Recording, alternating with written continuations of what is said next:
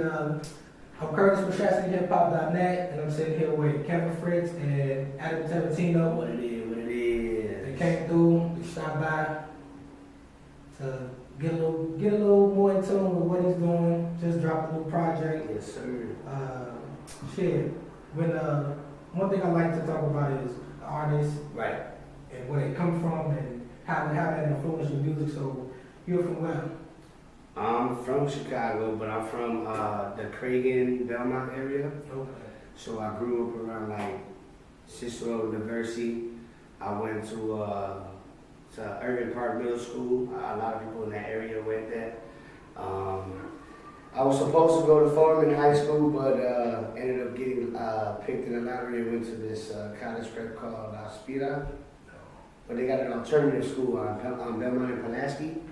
So they ended up moving that school above that one, and that's where I ended up going to school. And yeah, man, I've been living there most of my life, and then I want to say maybe 8th grade, I started messing around with the rap stuff, and then that's when I started, meeting new people. And once I went to Aspida, I really didn't know nobody, and I clicked up with a few people. One of the first people I met was T.O. Shout out to T.O.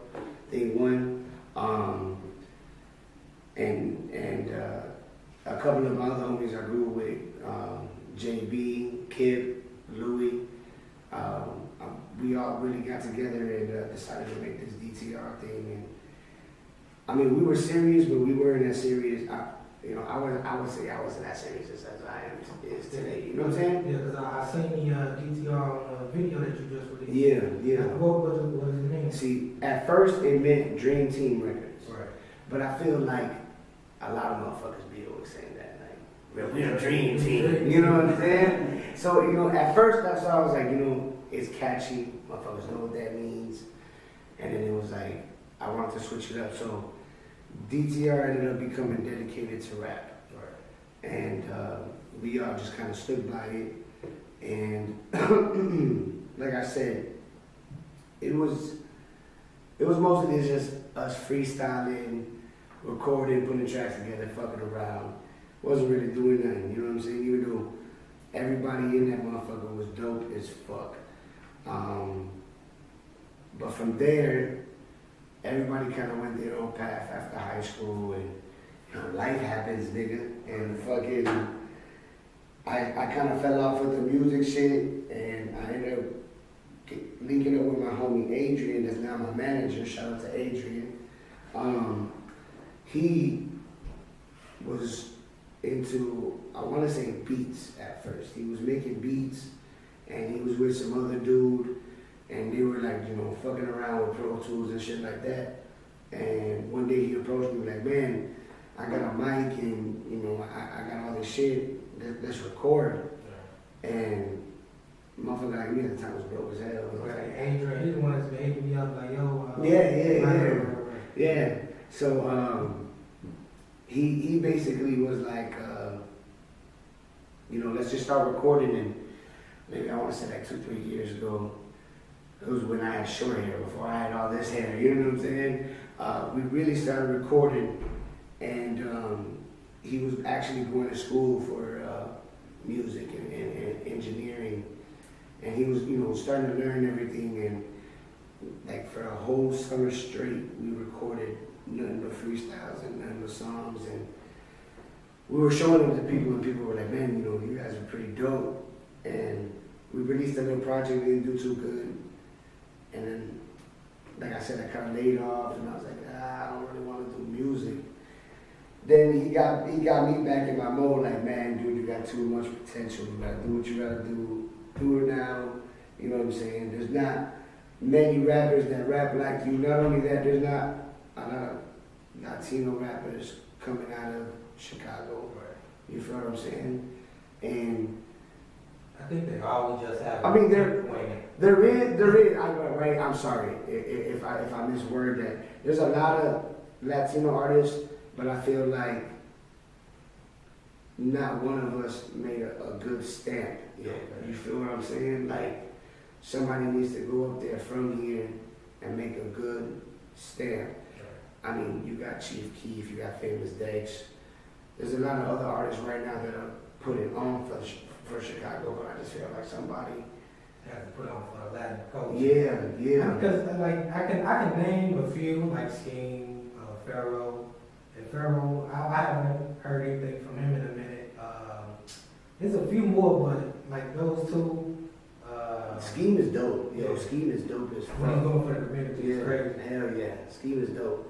But so I know I talked to you during the FAM interview, and you gave me a little bit about starting a band. But where you from though in Chicago? I grew up in Des Plaines and then went to high school out there. Then when I went to college, I moved to Minneapolis for a couple of years, and then I went back and between the suburbs and then Chicago, on and off of that, you know what I mean, for like the last 10 years. Now we're over like Belmont, Cragen area, Fullerton, Cicero area, you know. So growing up, did you think that I would be an engineer / photographer / any of this? Nah, to be honest, I mean, I thought I was gonna be a guitar player, you know what I mean? As like an 11-year-old kid, I started playing guitar, you know. My brother picked up the drums a little bit before that. Then like me and my older brother started some bands, and you know what I mean, just played like that. I figured pick up the guitar, something to compliment him, you know what I mean? So we were working on some stuff together. Did that for a long time, and then like, I don't know, like a little after starting driving age, you know what I mean? Like, started getting first paychecks, I started buying home studio equipment because I was like, instead of paying all that money to go to a studio, I figured like, why don't we just learn to do it ourselves? You know what I'm saying? For the same amount of money, like we can get the equipment and then we're gonna learn. You know what I'm saying? So we invest in it once and then grow from there. So started recording homies bands and then decided to take everything a little more seriously. Go to school for it, came back and turned in a big studio.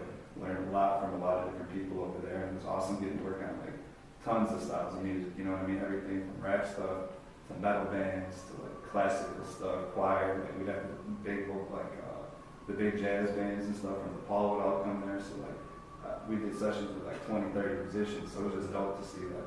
What was the name of the bands that y'all were forming? Back then, let's see, one of the bands was Redefined. One of them was Behind These Doors, Liar vs. Lawyer. So what was it like, as far as like, I guess with each band it was different members? Yeah. Okay. You know what I'm saying? Like that. Redefined was like our high school band, you know what I'm saying? And everybody figured, like, And it's after like, this Redefine ain't working, we gonna go to this. yeah, and I like moved away to school and, you know what I'm saying, took engineering a little more seriously, came back, and then some other homies had a band that like I recorded, they needed a guitar player. I was like, oh, this works, you know what I'm saying? I'm taking this seriously, jumped in more with that, played in a couple more bands, but then like, after all that broke up, it was just like, it's really hard dealing with so many members all the time, you know what I'm saying? Just like personal differences, creative differences, egos, like, and just life, man. People have kids, people go different directions, they take more seriously careers, so like, I got kind of fed up with like sinking all this material creatively into like one project, or a few projects, you know what I mean? And then you start getting steam, like start to try to book tours, start to do the show thing, and that falls apart. So I really started writing like a lot more music myself, and then got more into just like hip hop production, just because of the clientele that I built up at that studio. You know what I mean? And there was people that needed beats, and then I figured I could make that stuff. Started doing that like 10 years ago. You know, been on and off with that. So you was always like, I guess I want to ask, during the time that you was doing rock, were you like into hip hop? Yeah, still I was into hip hop as well, but like I grew up on like rock, classic rock, all that. You know what I mean? I had a good appreciation for all kind of music ever since growing up. You know what I mean? Just because like the people that taught me as starting to play guitar is like, don't be like narrow-minded, be well-rounded. Like there's a lot of people that can be really dope at one thing, but like take a little bit of everything, you know what I'm saying, from different styles, and then you make that your own, and you can be, it's gonna make a different, diverse, you know, or like different end product, because you got this whole diverse blend going. I call it being a sponge. Mm-hmm. Just being a sponge and absorbing all that shit in. You know what I'm saying? Everything around you. You gotta get inspired by all that shit, man. Mm-hmm. So you was, what was you gonna say? I was just say just love making music, you know what I'm saying, and then just between the people that we met around and everything. So you say you were, how old when you first started like making music? Because a lot of people you get, like, they say, well, I was starting in high school. Was that about the time that like you was like? I mean, realistically, I was freestyling like 6th, 7th grade. Okay. Like I was always rapping, freestyling, hallway, doing my thing. Like everybody knew me back then as ASAP. You feel what I'm saying? And that was why, the reason why they called me ASAP was because it's like, oh, this nigga raps. And it was like, oh, you rap, bro? I'm gonna spit some shit right now. And I was like automatically ready with a freestyle.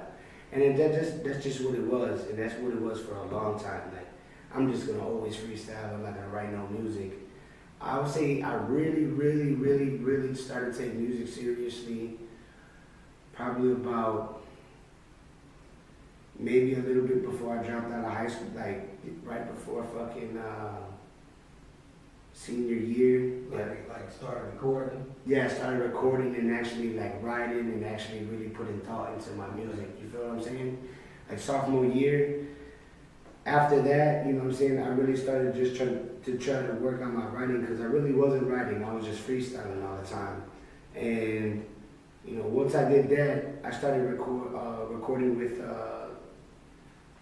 my new, well, I don't want to say new, the engineer that mixed Atom Bomb, Tony Rocha.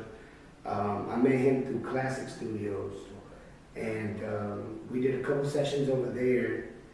And it was dope over there. I like, you know, the whole vibe. But I was really doubting myself at that time. I don't know if it's because it was my first time in like a big time studio and I heard myself clear. I was like a little hesitant. So I was like really not sure about making music. And then Tony ended up getting his own spot and making his own studio. And really reached out to me and told me like, man, bro, you know, you got a lot of potential. You should really, you know, work on your shit and come through once my shit's done. And once Tony made Blue Dream Studios, man, I was going crazy in there. And then I had a bunch of shit with Adrian prior to that, like I said, because we were recording for a summer. And that's when I felt like I really took shit serious. And then I met Biz. Shout out to Biz. He's really like the creator of Shiesty. And you know they didn't really present it, but they basically showed me what they do and like what they got brand, they got clothing, they got a lot of stuff, and I seen a lot of potential with them, and I clicked up with them not only on the music side but personally. Like I knew these guys for years. And one thing led to another, and I became part of Shiesty. And once I became part of Shiesty, things really got serious, and I haven't looked back ever since, man. How many projects did you release prior to Album? I had a mixtape called Rotations. It was a freestyle mixtape that I had on that Piff. It was only on that Piff. I released a few songs on SoundCloud, but I took them off because, like I said, it really wasn't serious. You know what I'm saying? It was something that I just did just to do it on some freestyle and shit. It was like, fuck it. You know what I mean? So I kind of wasn't proud of it, and I took it off, and I feel like, you know what I'm saying?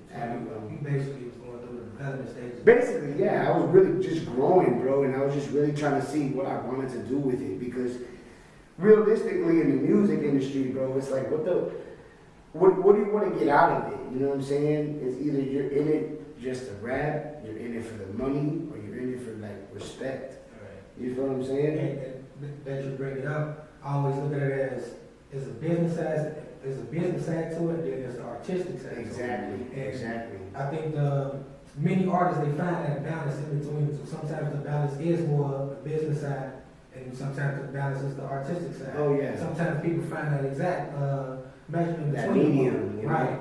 So I think that's what comes down with, especially being independent. Yeah. If you're independent, you have to figure out that all right, I got the art. How do I handle the business? Exactly. I mean, I don't want to be sounding incriminating or anything like that, but I talk about music just like I talk about it like drugs. You know what I'm saying? If anybody has ever sold any type of drugs, you can have the best product out. You feel what I'm saying? You can have all that. You could compare it to a lot of things. You can have food, for instance. You could just open your restaurant. Guaranteed, you can have the best burgers, best everything. You know, you can even mix it up and have different ethnicities in there, and you know, have a variety of food. And if you don't have the right clientele, if you're not pushing it the right way, you don't got enough flyers, you don't got enough people talking about it. How's it gonna get out there? How are you gonna That's say true. that? And one thing I also want to say is, when it comes to the artists who's creating the music, they always have to worry about the music first, because that's the artistic part of it. So if the music ain't on point, then why the hell would it? I will say, independently, if the music ain't on point, you can't really worry about marketing. If you send it to a label and the music ain't the best music, because we've seen artists all the time who make what we think is shit music, and then they got a machine behind them that knows how to brand and market these guys. But sometimes I hear artists talk about marketing shit, like your music ain't even there. Exactly. So that's how many videos you got out? You know what I'm saying? Right. Like, what do you do? What are your numbers like? You know what I'm saying? What are you talking about? All this big time. I will say, create the music, make sure it's the best music that you could possibly make. Yeah. Then learn what marketing is. Marketing, I think people get kind of confused on what it is sometimes. So that's basically what you gotta do. Oh yeah. Oh yeah. I mean, man, bro. I'm excited for what's to come. Like I said, man, I recently linked up with Frytz. And how long have y'all two known each other?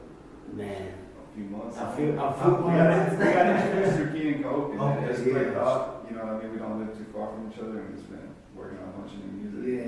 yeah. I feel like that's real rare. Like, musically, here in Chicago, people are competitive. Hip hop, rap, period, is a contact sport. You feel what I'm saying? Motherfuckers is always gonna side dish you, or they're gonna straight up dish you, or they're just gonna hate on you. You know what I'm saying? And that comes down to perspective, because we talk about, at some point, at the beginning of hip hop, I feel like DJs and MCs were in competition, but I think at the beginning it was more about having fun and dancing. Oh yeah, it was fun. Yeah, at some point that competition took over. So yeah, it's competition and everything, but at some point you gotta realize when that competition is no longer progress in competition. But yeah, I understand what you're saying. Chicago, plenty of competition. Sometimes people take it too far. No, but yeah, man. Getting back to me and Frytz, man. Like I said, we met, you know what I'm saying, only a few months ago, and I mean, we genuinely fuck with each other, man, and it's just like, musically, we have the same goals. He doesn't rap, you know what I'm saying, and I don't make beats, but we both want the same thing, you feel what I'm saying, and we just want to grow, we know what it takes to do it, and that's what we're trying to do, man, like, in all honesty, we just want to be heard, man. So, how long have you been producing? Well, I know you've been doing your rock and roll thing. You went to school for production, and so how long have you been producing like straight hip hop records? I would say Straight rap records. like the last 3 years, I would say take it more seriously and feel good about my confidence. You know what I'm saying? Like feel confident about my like product and everything. You know what I'm saying? And then like the last year really did a lot of work and just did a lot of writing with a bunch of people and stuff. So I felt like it pushed me in a bunch of different directions, and people making you step out of your comfort zone and everything. Keenan Coke is the king of that lately.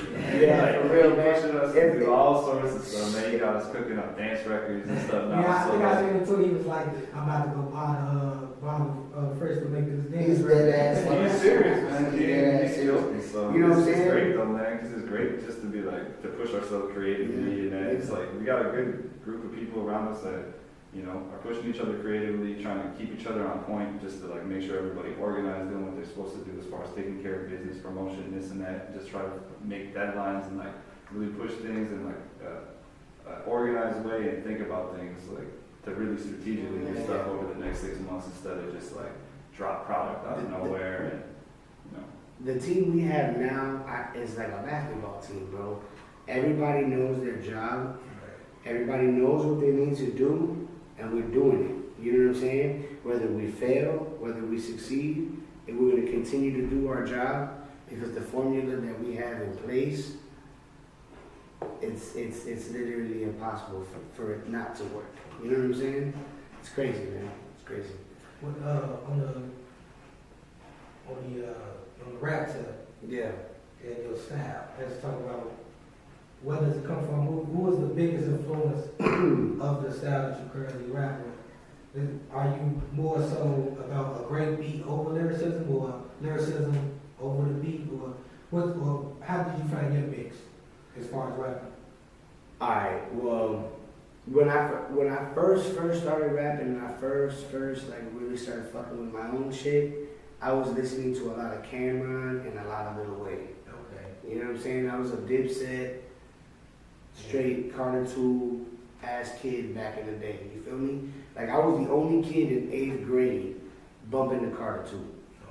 You know what I'm saying? People were like, what the fuck? Fireman. Like, bro, like. And that's something that was to be. Man, bro, like, no bullshit. I can say honestly, probably like my two biggest influences on rap would be Cameron and Lil Wayne. Okay. Like, yeah.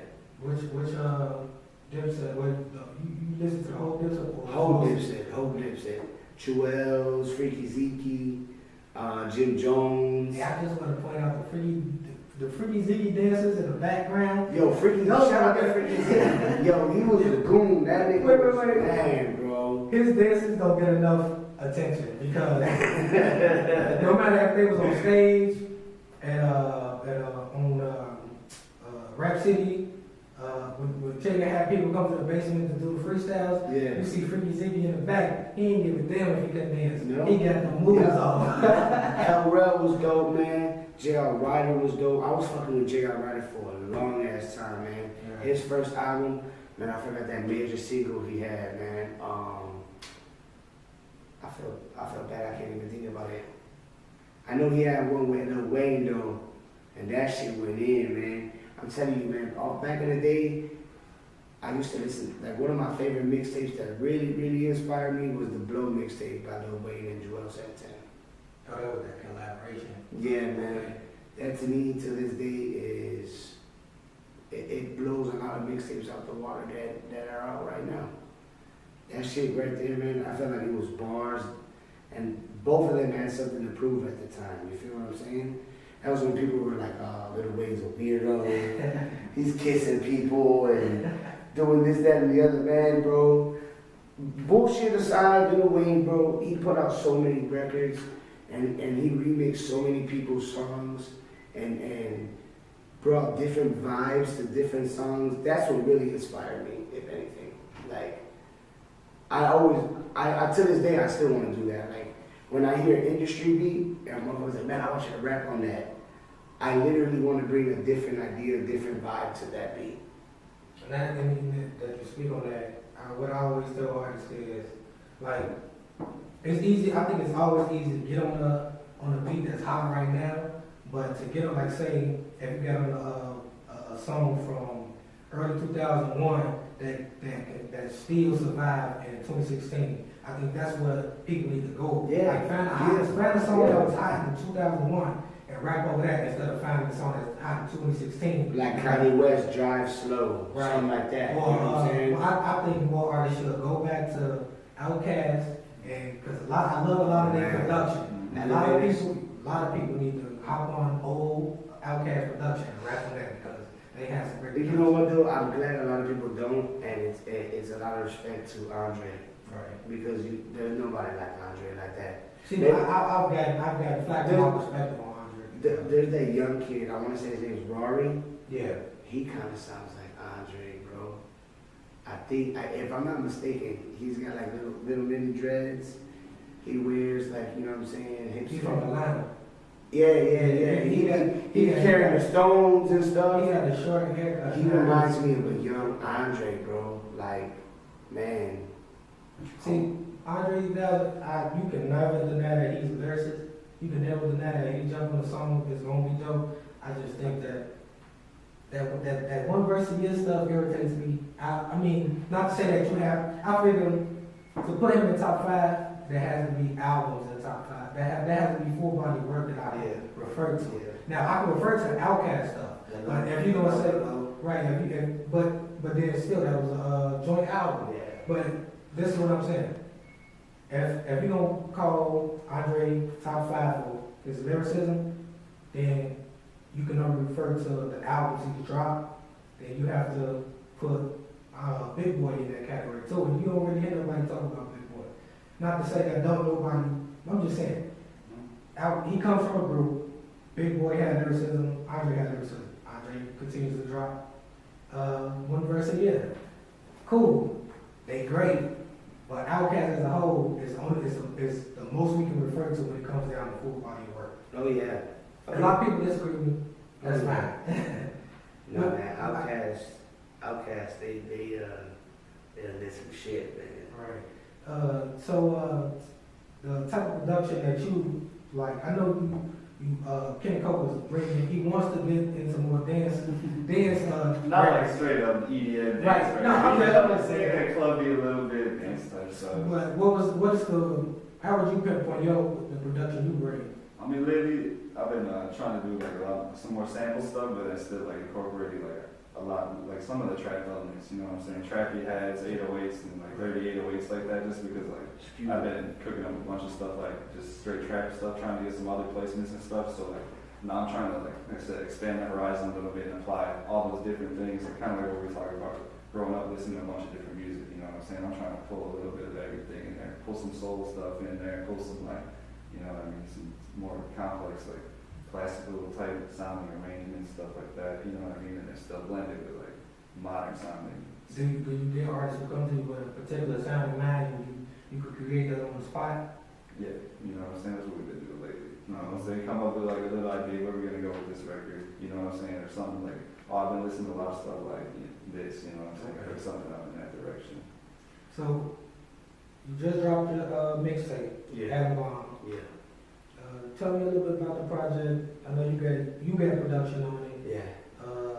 Kenny Coates on it. Who else is on it? My Shiesty affiliate, Biz, they call me Biz.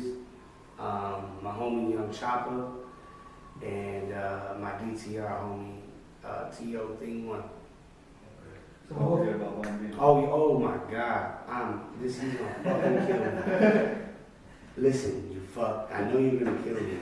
Shout out to Bambino, man. That's my brother, man. He put in a lot of work, and he helped me a lot with this shit. So definitely shout out to Bambino, and shout out to Tony. He mixed it all. He recorded most of it, and then the original playlist was 13 songs, and it didn't include No Coming Back or Travis Scott. When Travis Scott is actually the outro of the mixtape.